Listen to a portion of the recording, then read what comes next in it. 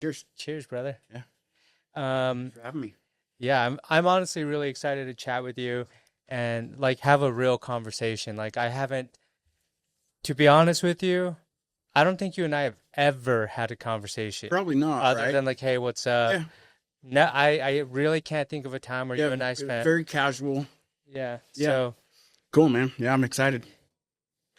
for any listener and viewer that's gonna see this, who are you? My name's Brandon Allen. A little bit closer here. Yeah, you can move it Yeah. however you Cool. want. There you go. Yeah. So my name's Brandon Allen. I run a nonprofit organization called Addicted We Stand. Um, been doing it for the past 7.5 years. And yeah, I mean, it's been a wild ride for sure. When I first met you, I was a new kid in school, Yeah.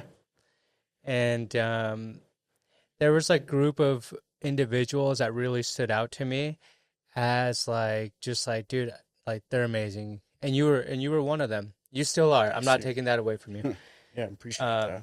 I just want you to know that straight up. I've talked about you to a handful of people, and I'm like, Brandon is like you, and I'm saying you still are, but like I just remember like and a group of you like Aaron is one of them, Yeah. you know, Yeah. and like you guys were just like the best kind dudes, but most importantly you showed a lot of us that were the same age like what was possible in sports or just how to be cool, you know, you Right. guys had that swagger.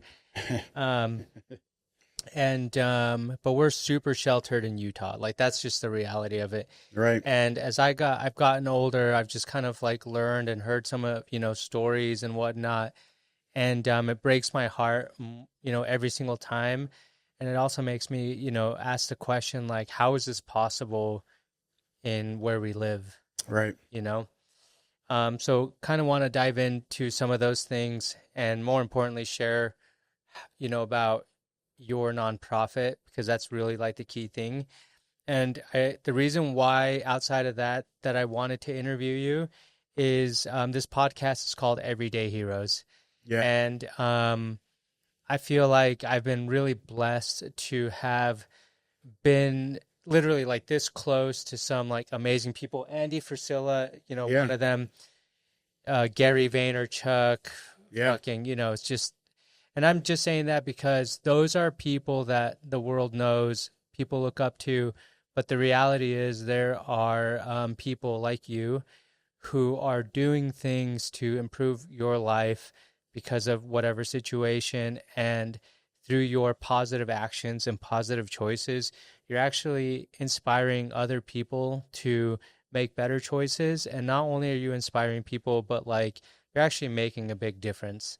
And I think that's really special. And a lot of people don't know their, you know, ability to help people out, and they, you know, they might not think that they can do it, but I believe that they can. And you know, and that's why I wanted to chat with you because you're doing it. So I wanted you to know that. Right on, man. Thanks. I appreciate that. Yeah. I'm happy to be here. Yeah. If you're down, like, I mean, tell me about Spanish Fork. Like we grew up in that area and like yeah, Yeah. let's I talk mean, about it. grew up in Spanish Fork and there was sports and drugs, you know what I mean? That's really kind of what I remember from high school was sports and drugs.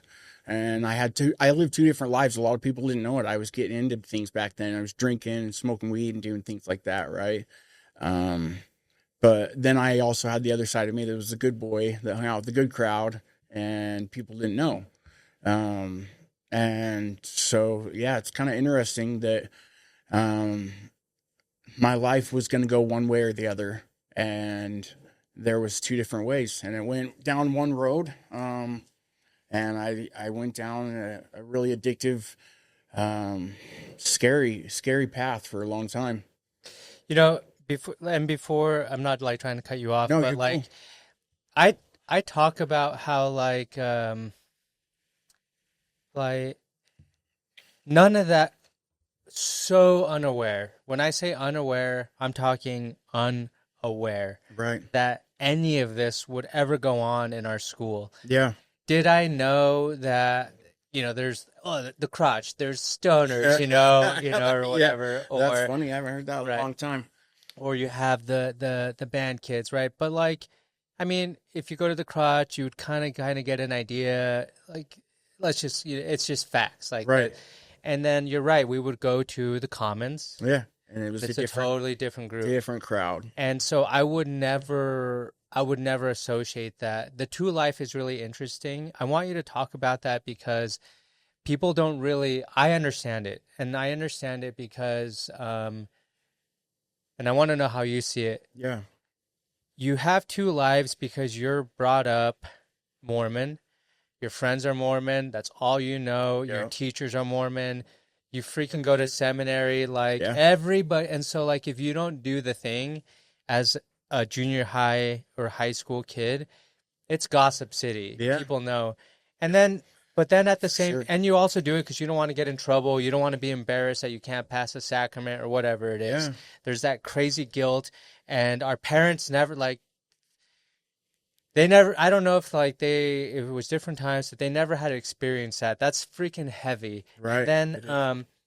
and then if you're rebellious, like I would consider myself rebellious. Like I didn't really want to do it. I was into graffiti, rollerblading, Yeah. breakdancing. That was like, I'm Yeah. a rebel, but not really. Like I was just like, I liked art. That's, what it was.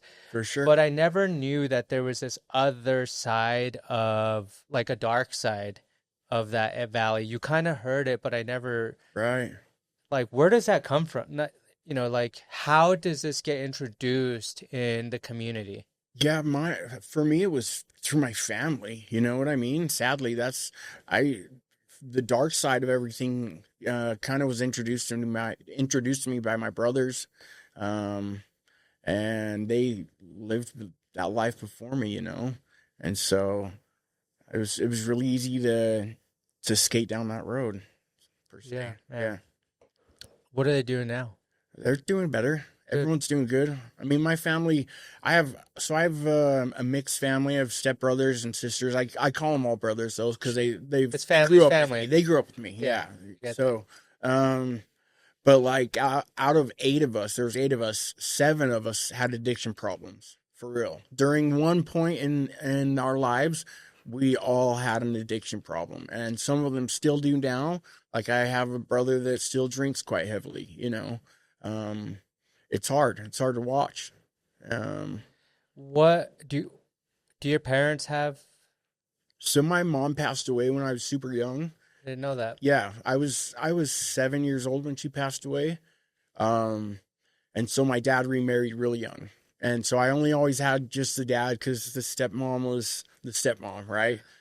So I just had a dad. And so he was really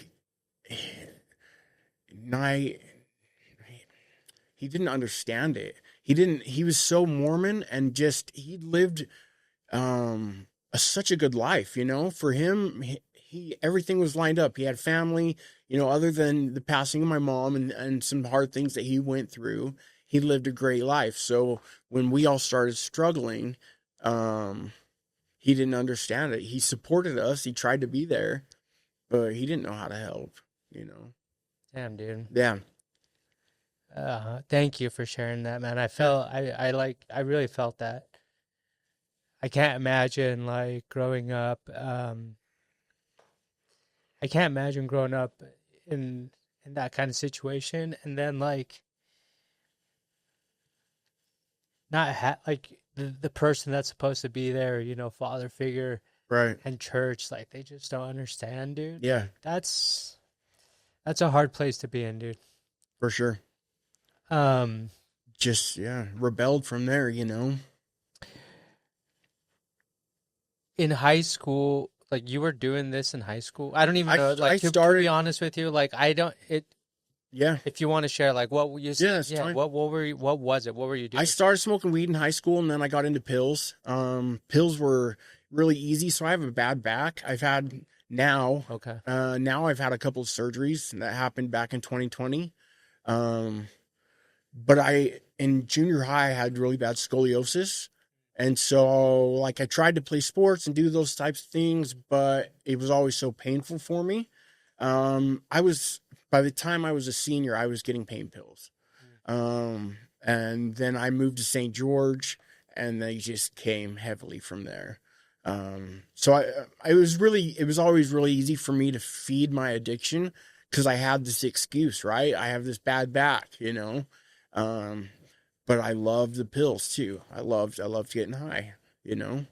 Uh, For people that don't know, like what it is, Oxy, right? yeah, I had rest in peace because he passed away, and yeah, honestly, it was due to he didn't overdose on drugs, but his brother murdered him over literally Oxy. that's Like crazy. that's just what exactly. Yeah, This guy was my mission companion, like a brother to me, you know, yeah, and yeah, I'll never forget, like, that's when it happened. And the thing is, like, I didn't even, again, I'm so naive. I remember after the mission, we like hung out and he was like, yo, dude, and I was like, nah, that, like, it wasn't hard for me to say no, right, but like, if he would have been like, hey, you want to smoke some weed? I'm like, yeah, but he was like, pills. And I was like, sure, no. Thank goodness, I made that choice because who knows, right? Like right, when I hear about people and oxy, it's a different thing than alcohol. It's a different thing than yeah. it is like a life consuming. It's dark. It's a very dark way of life, man. You wake up and that's it. It's start of the day till the end of the day. You're either trying to get your fix or you're having your fix. And What is the fix? fix is just that high, that relief, you know what I mean? It for me it was separating myself from all the bullshit in the world cuz I just had a really negative mindset when I was growing up. So like after my mom passed away, um I didn't give a shit anymore. You know what I mean? I just didn't have that, like I didn't believe there was a God that cared and or anything like that. And so it was easy for me um, it was easy for me to find addiction. I was going to find it, whether it was alcohol or pills. Pills were just the most easily, Yeah. readily available for me, you know? Did you Did anyone ever try to like comfort you through church or like Yeah. I'm trying to like my little brother for example, he witnessed someone essentially die in his like in front of him when he was 16. It was like a accident like Provo Canyon or something like that. And him witnessing that and witnessing people helping and stuff like that. He told me he said that's the day I just knew, he's since then, changed his idea, but he Yeah. said at that point, I just knew there wasn't a God. Sure. When he told me that, I was already older. I'm not 8 years older than him, but I couldn't comprehend as a 16-year-old, like, nah, there's no God, Right. especially here. Yeah. How Yeah. was it like? How did like did my question is, did the help of people trying to help you help, or did it push you away? It pushed me away because it was my dad's only real way of dealing with us. And I mean, our punishments came by, here you got to read the enzyme, you got to read this and tell me what you think about it. You got to write. It was like my life was about church. It was so forced down my throat, that yeah, when people tried to come to me from the church, I already had my mind made up way long ago. Uh, I I have a problem with this exact thing you're talking about. People, and I've actually been very open about this. When I first left the church, and I'm not like anti, but if I would post things like that I felt I would need to post, people would like attack me. And my family at one point was like, it was actually my dad. He goes, why do you feel the need to do this? Um, and I just said, because no, like when I was trying to figure out, my life, there was no one I could turn to, yeah, which means there's someone that's in my shoes that's trying to figure out what the best thing for their life is. And they don't know who to turn to because if I turn to the yeah, quote unquote church, I already know what I'm going to get. for That's sure. what I'm trying to figure out. And if I, and I know they're going to tell me all these things and they're going to make me feel like shit. Right. That's the reality of it. Essentially, yeah. And they don't see it. Right. And they shove it so far down people's throat that they don't even realize the mental damage that the mental damage that they're doing. Mm-hmm. And then I see it today in my family. I see it in, people in our community where they hide the lifestyle to please other people. Sure. Yeah. And I think that's such a for reals. I think it's a shitty way of living because you're actually living a lie. Right. It is. And you're conflicted in your mind all the time. Mm-hmm. And then also it goes, look what, I'm not saying look what happened to you, but like, No, for look sure. how it affected your youth. Yeah. My whole life was changed by it. And I hope people do like listen, especially I know my family will listen to this and I hope that they like, oh, you know what? Being open-minded is truly taking a step back and realizing like not everybody sees the world like I do. For sure.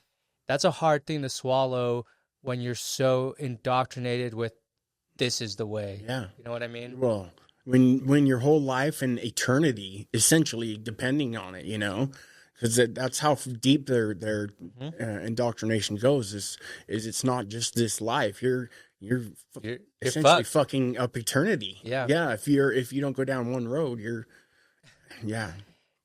And that like It's nuts. Dude, nuts. it's such a mental fuckery. For real. Sure, it is. And It is. I mean, I remember, we're not making this like for people to leave or anything like that, but in our community, this problem of depression, suicide, pornography, whatever you want to call it, Yeah. I really believe that members of the church slide it under the rug and like they prefer to Happy Valley versus, hey, we need to like really talk about this and like not shame our kids, not shame our neighbors, Right. because look at the freaking stats. Oh, for sure. It's disgusting. It is. And they don't even care. No. Like here's the Book of Mormon. Yep. Figure it out. Yeah. What was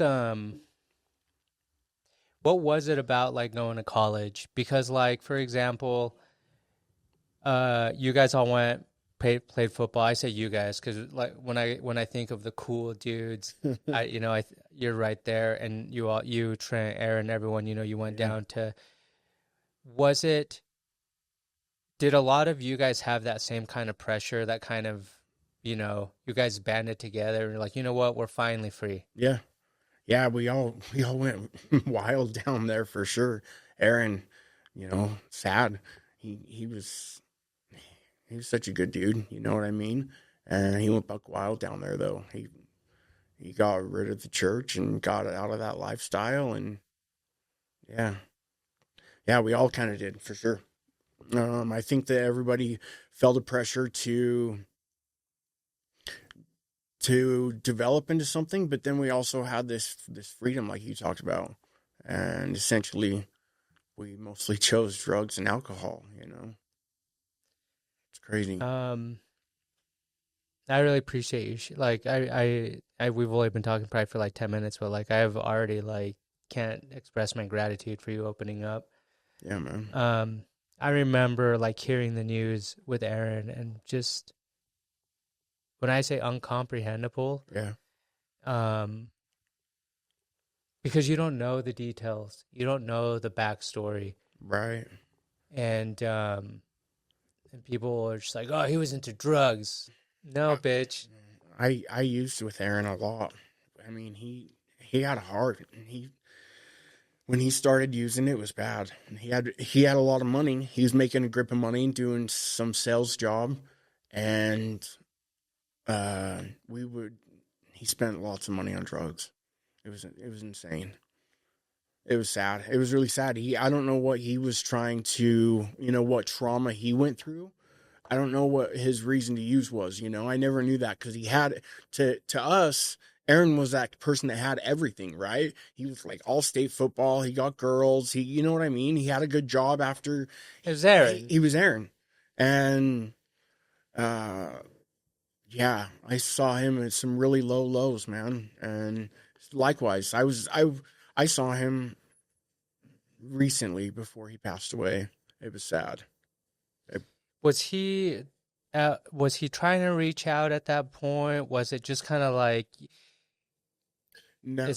like people are too far gone at, you know what I mean? Like, Yeah. did he ever open up to you about like the not, trauma or anything like that? No, man. I mean, he put on a show, you know what I mean? He wanted people to think that he was doing good always, even when he was doing a lot of heroin and cocaine and different drugs.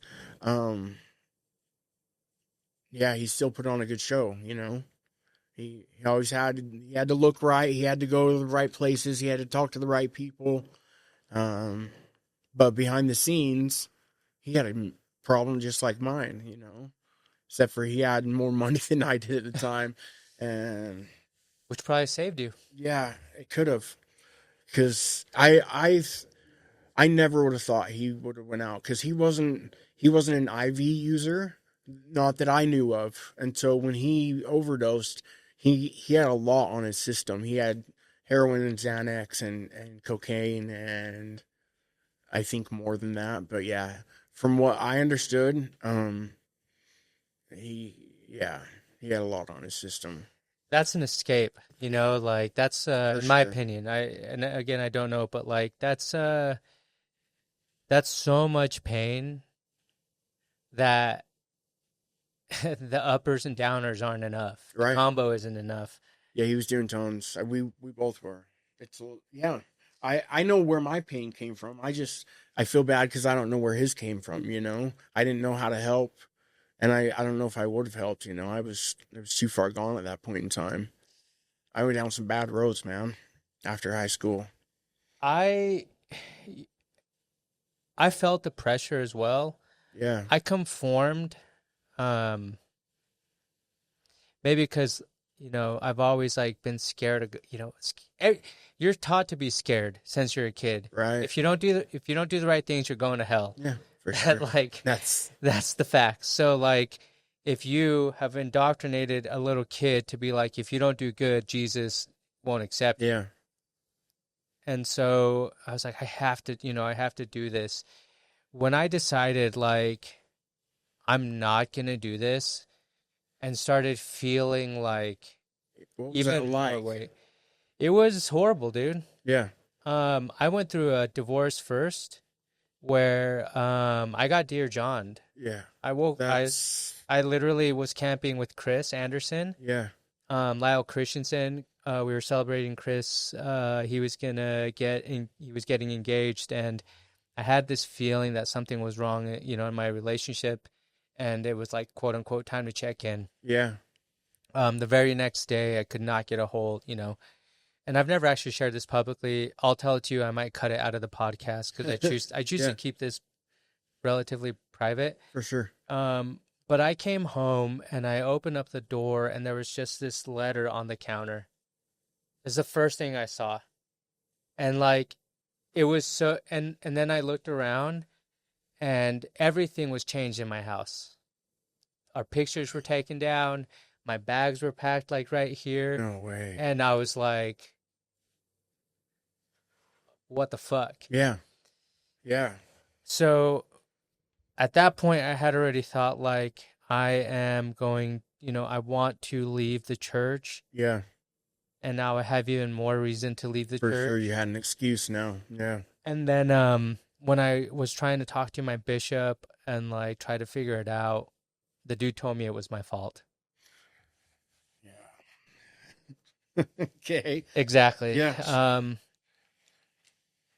I also, I knew I had a path to take, either prove that this letter is right, that I'm a piece of shit and, I shouldn't, XYZ, Yeah. or get after it and, and do the opposite and know who I am, which comes with a lot of weight because I'm about to leave the church. I just got divorced or, was about to get, and I'm like in my lowest lows and no one was there to help me. Right. No one was there to talk to Heavy. me. And I decided, you know what? Fuck Utah. Like I was here for about a year and I was like, you know what? Fuck Utah. I'm a college dropout. Right. I have like really no friends.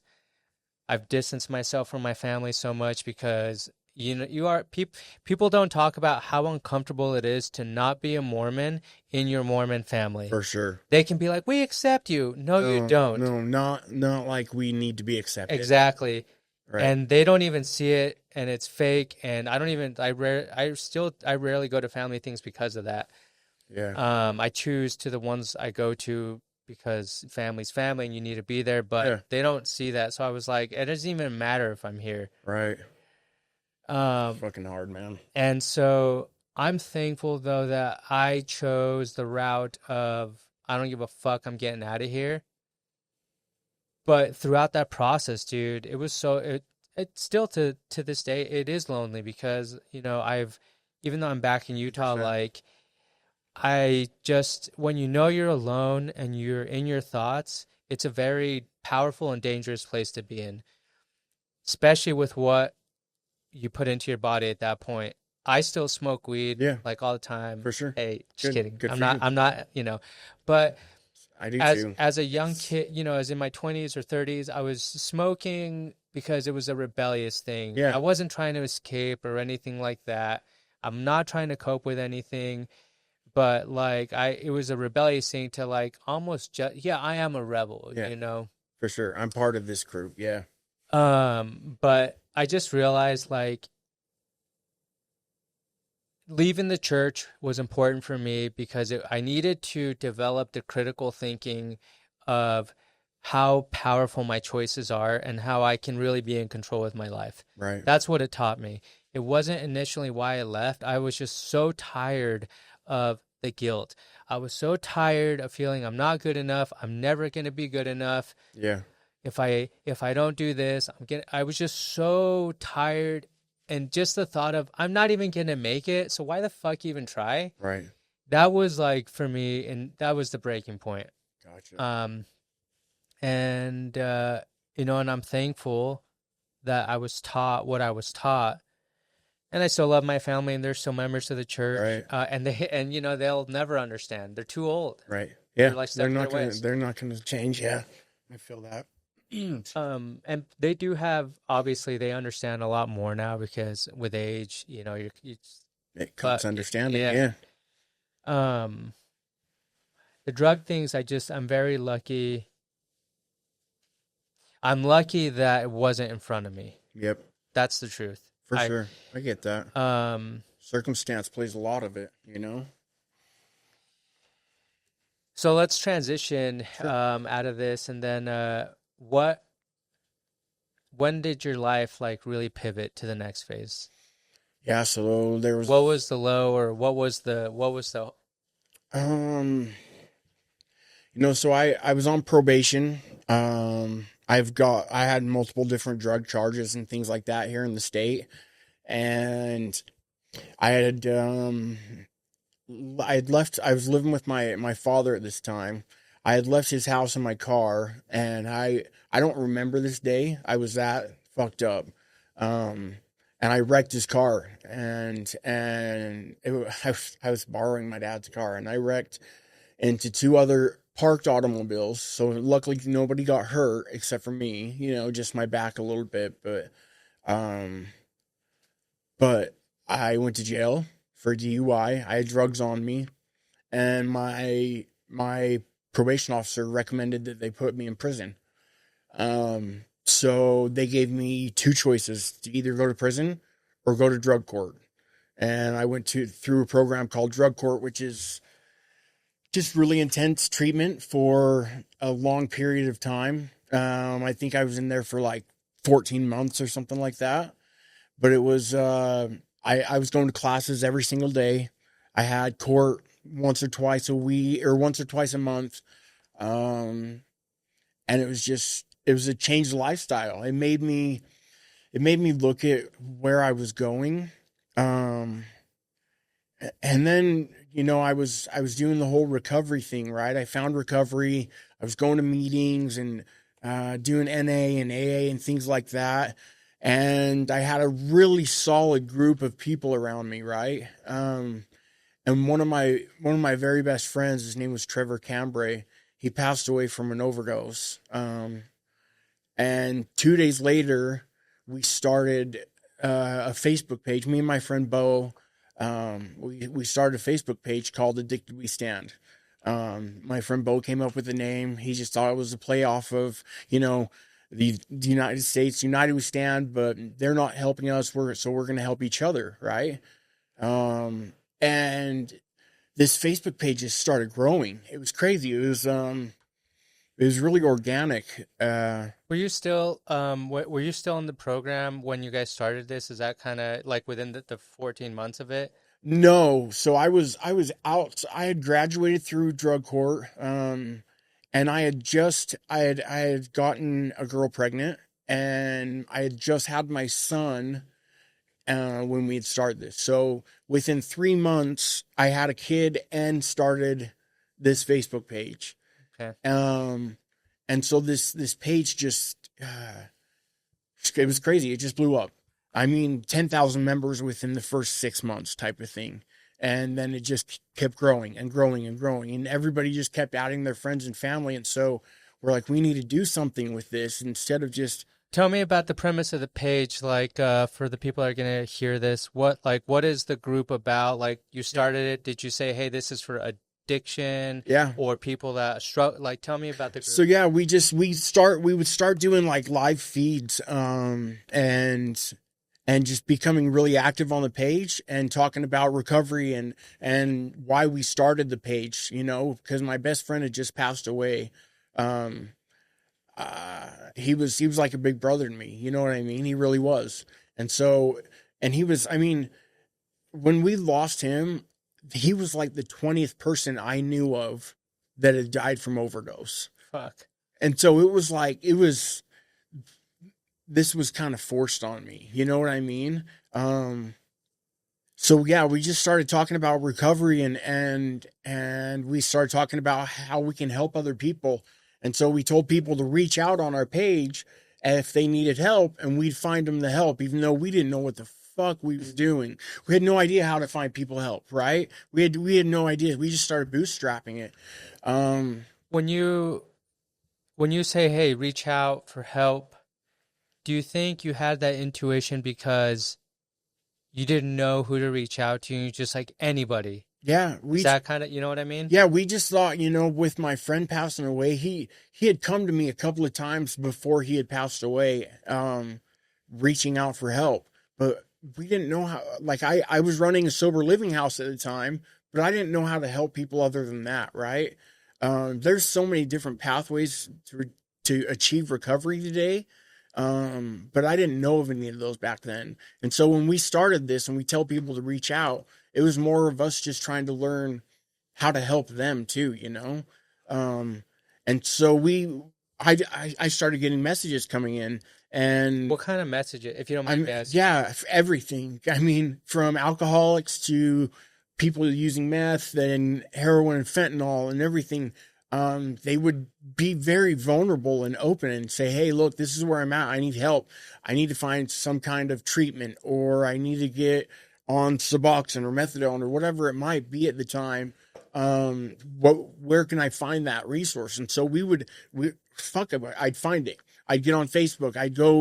I started driving around to treatment centers and getting to know people in the area and started networking just every day. Every fucking day I was doing something to network. What made you compelled to go that far? You know what I mean? Yeah, it was just that pivotal point in my life where I was like, I want my son to have something that he can be proud of. And I was so early in recovery when he was born. And when we started this, I only had a couple of years when we started Addicted We Stand. I think I had 2 years clean when I had my kid and we started this. And so I wanted to make a difference, I wanted to do something that was different. My whole life, all I've done was sales and I was really good at doing sales. And it brought in money, but it was so selfish, if that makes sense. Like I wanted money so I could get new sneakers and get this and get that and do whatever. But once once somebody first started asking for help and I was able to help that person, that was a new high for me. Nothing else compelled me, that was it. You know what I mean? Because it was like, holy shit, I was able to help that person get from, off the streets to now they're in housing and they have food stamps and they're trying. You know what I mean? They're getting assistance and they're at a point where they can help themselves, right? Um, Dude, that's amazing. When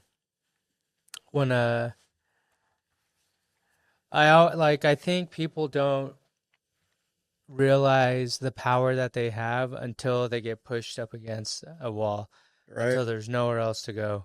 And people are either going to wallow and melt under pressure and woe is me or whatever it is, Yeah, I've been there. or they're going to take one step. And dude, that one step, you're already better than where you were the last step. For sure. That's the hardest one. It's cheesy to say, but like the first day is the hardest. Yeah, no, it's real. And because once you finish those 24 hours, you did Yeah, it. got another day ahead of you. Yeah, Yep. you do it again. How many years have you been clean now? So, shit, 10. Nice. Yeah. No, let's see. Almost 10 years. So you have an 8-year-old. I was 7 year. 7-year-old. Yeah, 7-year-old. So, yeah, almost 10 years. Tell me what it's like being a father with your history. Uh, it's hard because with my history, it goes from everything from a bad background to bad credit, rating. I had to dig myself out of a hole, a really big. I'm still digging myself out of that hole, especially running a nonprofit that's not profitable. Yeah. it's it's different, man.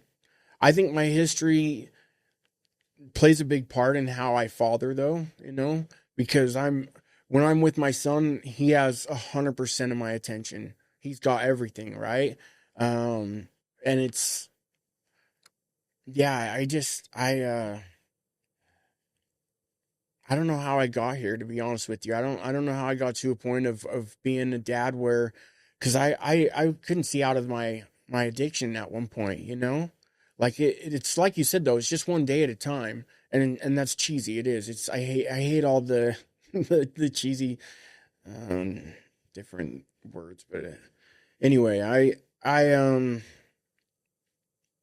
had to dig myself out of a hole, man, and he gets to see me though. He gets to see me do that and put one foot in front of the other, and he knows what dad does for a living. He knows, I help people. We take him to events. Like we go and we help the homeless up in Salt Lake. We go to homeless outreach events up there. He's met, his fair share of unsheltered people, and he loves it. He loves it. It's dope. I'm sure you know this, but dude, like that is, in my opinion, that's a beautiful thing. Like that's being a real father without making excuses when a lot of men or whoever, any parent in that situation would make an excuse. Right. And it's cool that because these are the most formative years, right? Right. He's going to remember you taking him to these places. He's going to watch you give back. He's going to watch you do the struggle that you have. But I think all those lessons are going to they're going to they're going to compound into something great that you won't know, but it's because of the example that you're setting. And I think that's so important because, and Sonia and I were actually talking about this earlier today, where like, the example that you set is what your kids see. Sure. And if they don't see what's possible, or they only see this is it. Yeah.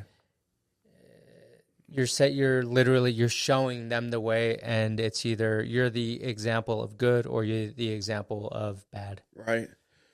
Yeah, it's hard. It's hard. I have a hard time because I have terrible bad back pain, right? It's chronic. It happens 24/7 basically. I have to walk with a cane. I've had 2 major surgeries and another one coming up.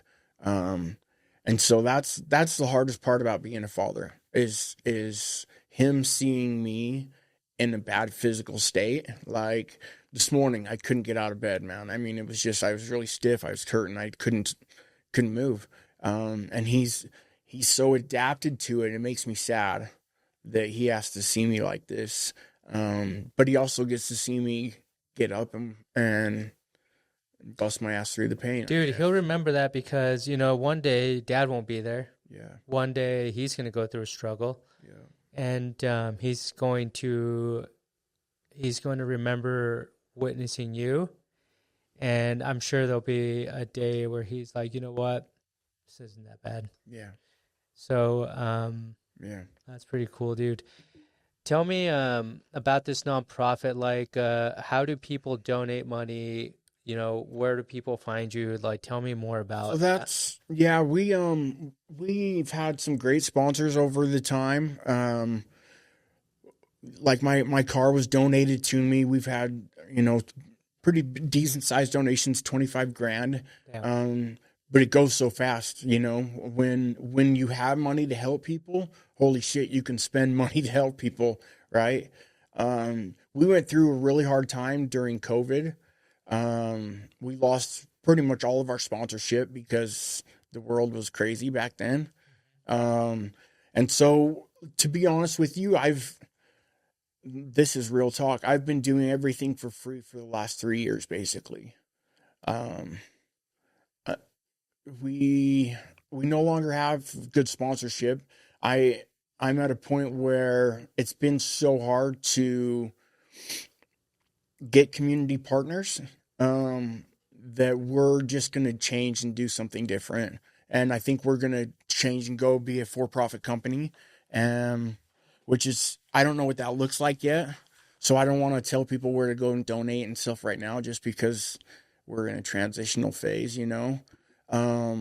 But we still fully function.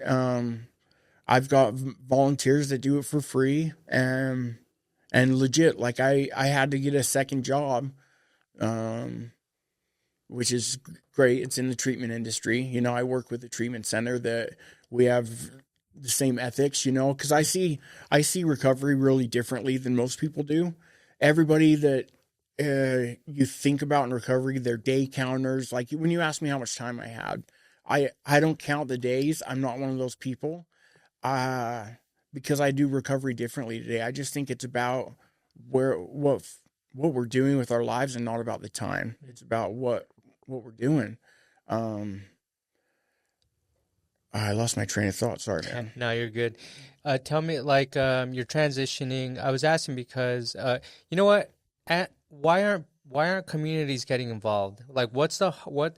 It's the stigma. It's like it's like the shirt I wear. It says "Good people use drugs," and it has roses, and it has a needle down here. That's cool. And it's all about stigma.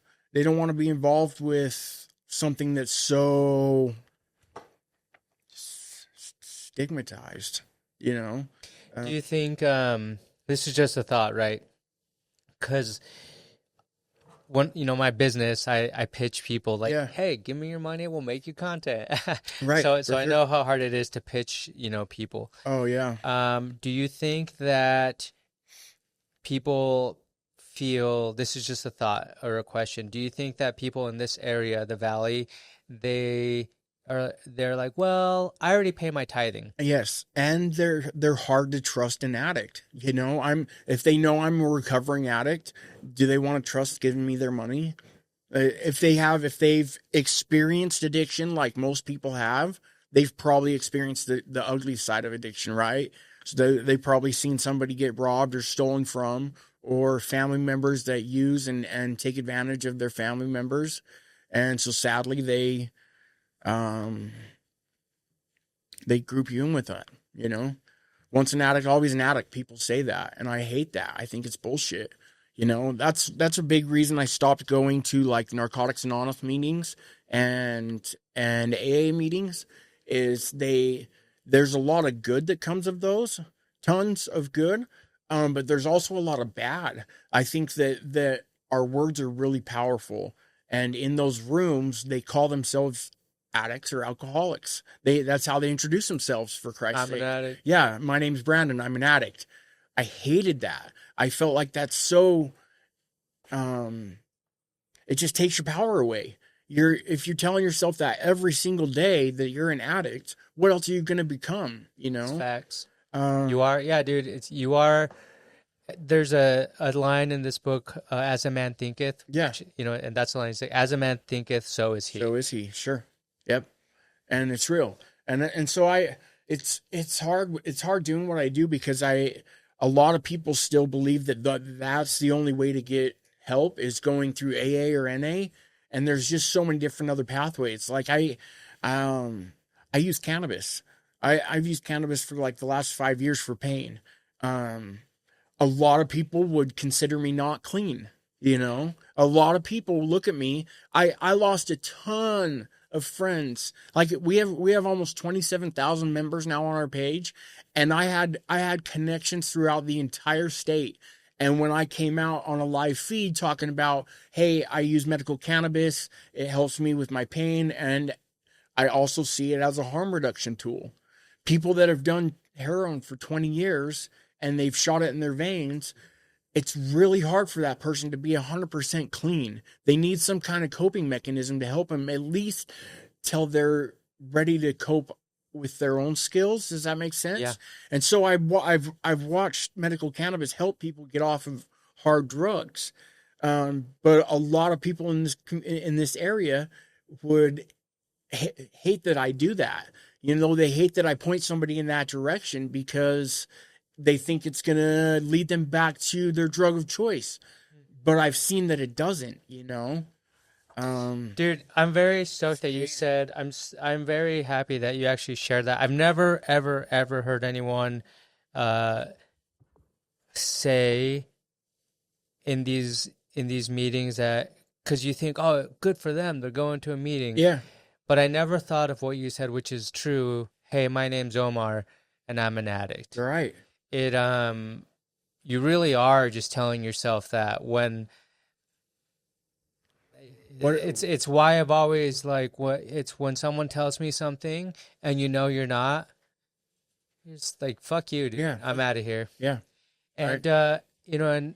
and I do agree with what you said. This is something that I still struggle with, which is black and white. Yeah, Um, Probably comes from religion. I really think sure. it does. You're either right or you're wrong.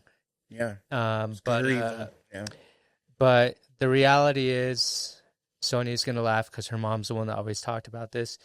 Is there's this gray line. yeah, There's this huge gray area that that's where, like, I think compassion lives, sure. and understanding, and that whole gray area is not it should, and I go like this because this is where real people need to be, like, give people every, like, 99% of the benefit of the doubt, but more Yeah, importantly, just like, we don't know them, we don't know what they're thinking, we don't know what they're going through, and the reality is, if you've gone through some sort of real, let's even food, sure. you have to, like, tone it down slowly, slowly, slowly. If you like me, let's just use this, energy drinks all the time, and you need Yeah, this caffeine, or okay, let's do coffee, and then let's do a spindrift, right, right? I need the carbonation, I need the caffeine, right. but it's an addiction, and it's also like, fast food. Can be for sure. Right. I love McDonald's. Well, can you maybe not do the fries for a little bit? Can Right. you maybe, Cut tone? back. And so, and with marijuana, like, I'm a proponent for it. Yeah, For me, I don't use it to escape. I don't use it for pain. I like to get high. yeah, sure. But I It's just also, but I also really, I look at all this stuff, right? Like, sometimes like these ideas come into my mind and I'm just like, holy cow, like, can I just get in this groove? Yeah. And I'm like, oh, I'm tapping into something. And to me, I'm like, that's cool, right? Like, and some people might be like, you're a fucking stoner. I'm like, okay, Okay. And like, yeah, like, what else though? yeah. What else do I do though? And, Like it doesn't have to be a and label on yeah, you though. that's right. That's the label. And I'm annoyed at that. That's why I was asking, like, why don't people contribute? I don't know That anything that about a could be it. nonprofit. I don't know. That was my thought. I always think, because people are scared of things that, people are scared of things that they might not agree with. Yeah, Something like that. You know what I for mean? sure. Especially when it revolves around, when you said, oh, he's an addict and I don't trust him. I've heard people say that. I'm Yeah. pretty sure I've heard my family say, something along those lines. Like, well, we can't trust him because he's this XYZ. Yeah. And you're like, yeah, actually, you're right. We can't trust that guy because, yeah, but you're not really thinking like, well, Yeah. is he really that? Is he really that? And is he still that? And can people change and evolve, you know? Isn't that like following Christ? Right. Yeah, right. That would, yeah. What, yeah, like when it comes to this and you have a business this big, like tell me, break down like your business, like how, Yeah. what kind of funds, because someone watching this, whether it's from your network, whether it's from my network, someone's going to be like, I want to help Brandon. Yeah. Like, tell me like how your business is structured, where like if you were to start running it, and you might obviously not know this, or what, maybe you do, but like, hey, we need money because we have staff that does XYZ, or Right. we need money because it helps provide clean needles. I know that's a thing, Yeah. right? Yeah. We need money just because people need someone to talk to. I don't know, like tell me what aspects, how could people get involved Yeah. to help you? Sure. So we we're kind of old school, I guess, a little bit. We have our base is Facebook, really. It's crazy because that's where we blew up at. And so like sadly my life revolves around Facebook and Messenger. And that's where people connect. And that's where everybody comes to me for help. So that's where people also can come to me to give help. Yeah. So like people go to Facebook Messenger, but like my question is, you're running a nonprofit. You Yeah. have a group of 27,000 people, right? Yeah. People that need help. Um, like what, let's say I cut you a check. I don't have this money, but let's say Right. I cut you a check for like $10,000, which Sure. is, I think, honestly, really reasonable. It's not like, I mean, where we are, 10K is, it's a lot of money, but not a lot of money. Right. Um, what would that go to help your foundation? So yeah, we would use it all putting back into the members.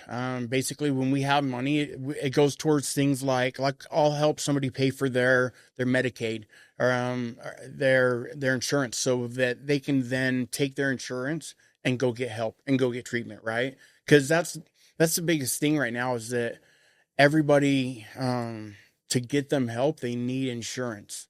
That's just the sad reality of the treatment industry is that nobody's getting help for free anymore. I used to be able to get scholarships and things like that from treatment centers, but they just don't give them out anymore. COVID changed a lot, but The government changed. Yeah. They took funding away from helping. We never lost. I never had any government funding just because we didn't want it. We could have got government grants and things like that, but I didn't want the government involved in what I was doing because I do it so differently. Gotcha, because they'll Right. put like regulations Right, on for you? sure, of 100%. And I do things differently. Like I said, I use cannabis. I go down. I send people down lots of different pathways to get recovery, and the way I help people is very, it's different. So, do you have like, I'm thinking of your business, right? If you become a for-profit, maybe it becomes a thing where it's got to become some sort of program. Yeah. that people come in and leave better, right? Yep. Just that's really what it is. Um, you know, as a business owner, I know that I cannot do everything. Right. That's just I can't answer every email. I can't do every project. You need good team members to help you Yep. do the work. Um, I wonder if like, as you think of how to become a for-profit, you have, you kind of set some different foundational pieces like, hey, people that come in with this type of background, they might have this A or B option to help them recover, Right. people that come from this kind of addiction, this, A and B. And then that way, like, I don't know how you do it, but right, this is Yeah. just where my mind is going, hearing how you've kind of been helped is like you become the foundational piece of alternative ways of finding recovery, That's right? the goal. That's the goal right there. That's, you said it better than I could. Really. That's it, man. We want to be that middleman to help you find that next road to recovery. It's It's that gray road again. right. It's like there's not just a this way is right and or this way is wrong. For sure. I it's really hard for me to watch somebody continuously try to obtain recovery by the same route that they tried before, if that makes sense. So like you see somebody literally in this county, in the state, the way people find help is they go to meetings and that's it. That they think that that's how to stay clean, but there's so many different routes, man. You know what? And that people are gray probably area, scared to. Sorry, keep going. The gray area is what? it's just it's so big. I've seen people obtain recovery by abstinence, and I've seen them obtain it through harm reduction by using medical cannabis or Suboxone or even methadone. Like, I don't love those drugs, but I've seen people's quality of life get way better on them, right? And that's what it's about. That's what recovery is, right? Is quality of life, if nothing else. Yeah, Um, it's taking like back that ownership of your life for sure. because when the word is addicted, right? Yeah. When you have become reliant on something else, right? But the reality is, if you're not too far gone, because I do believe that some people do get too far. And Sure, I've seen I it. mean, right? Yeah.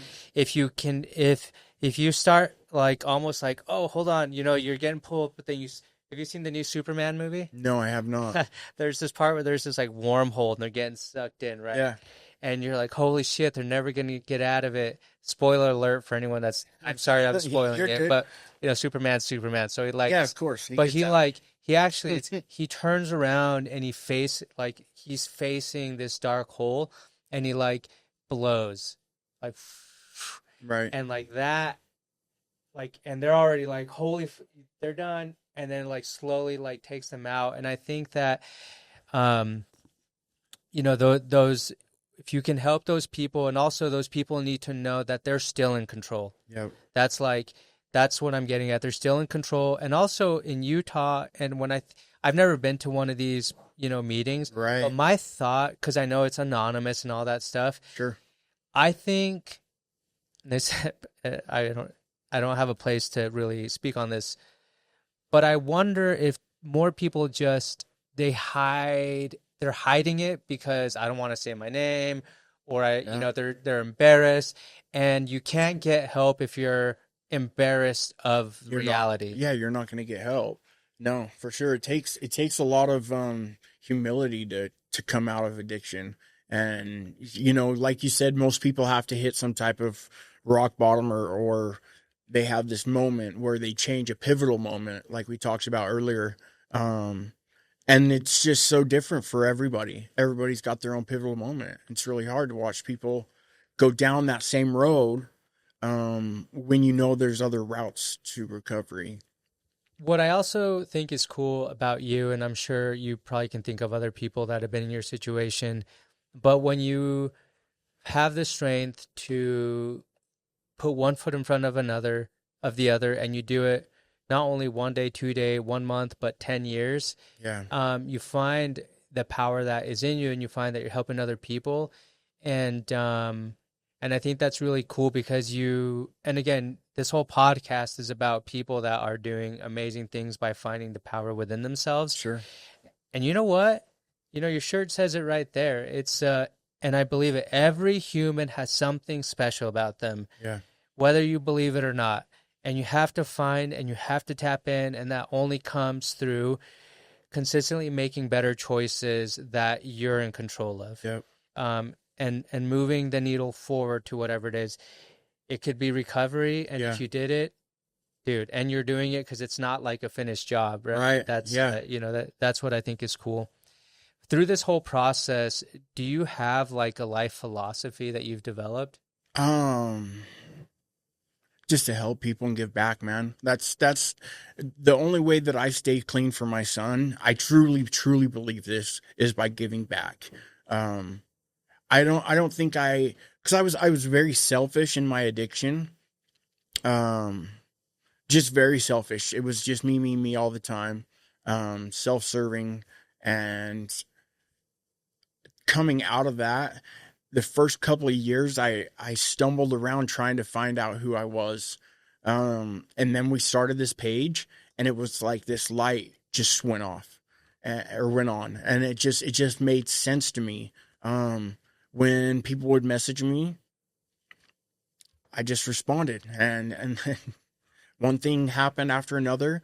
And my life philosophy is yeah, just to give back and help the next person, because that person, for instance, I had a sponsor, right? I can tell you just a quick story about him.